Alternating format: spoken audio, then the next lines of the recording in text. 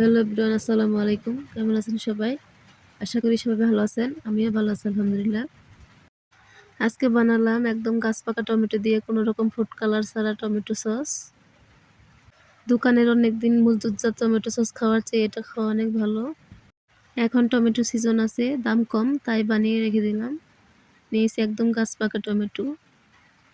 এরকম একদম পাকা টমেটো নিলে কোনোরকম ফুড কালার লাগবে না, এমনিতেই কালার আসবে। এখানে আমি 1 কেজি পরিমাণ টমেটো নিয়েছি, সবগুলোর বোটা ছাড়িয়ে নেব। ছাড়ানো হয়ে গেছে, এবার আমি পরিষ্কার পানি দিয়ে 2-3 বার ভালোভাবে ধুয়ে নেব।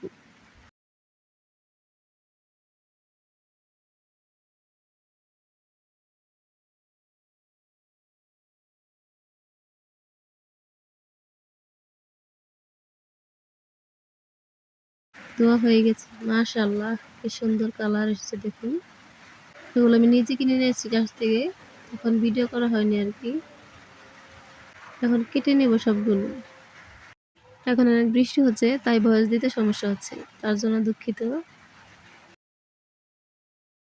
কাটা হয়ে গেছে, এখন এগুলো সিদ্ধ বসিয়ে দিব কড়াইয়ে।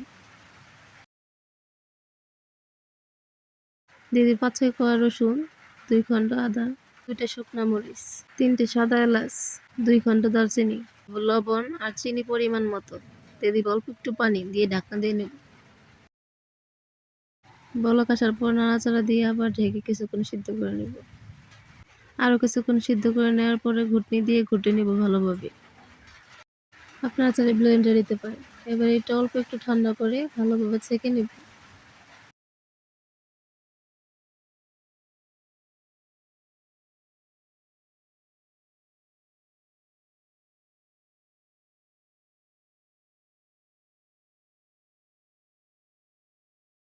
ছাঁকা হয়ে গেছে, এবার সসটুকু আবার কড়াইয়ে দিয়ে নেব।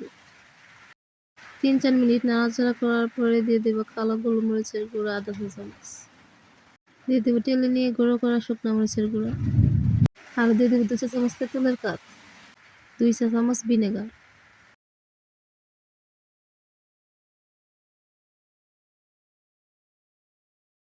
এবার 5 মিনিট জাল করে একটু আটালো হয়ে আসলে নামিয়ে নিলেই হয়ে যাবে সস।